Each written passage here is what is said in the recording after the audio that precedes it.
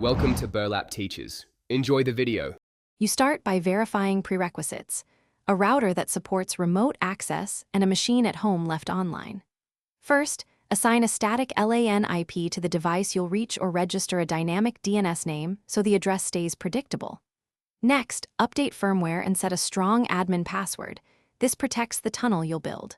Once done, enable SSH or the router's VPN/server feature and note port numbers. Make sure to log actions and record credentials in a secure vault. Now you build the secure connection, install WireGuard or OpenVPN on your router and generate client keys. Key-based auth is safer than passwords. Configure the server with a small subnet, push DNS and routes, and export the client profile. If NAT prevents inbound connections, set a reverse SSH tunnel from home to a reachable server or use a cloud relay service. Once configured, test connectivity from a phone on cellular and confirm you can access LAN resources by name and address. Finish by validating every service you need. Map drives, start RDP sessions, and print to a home printer to confirm routing.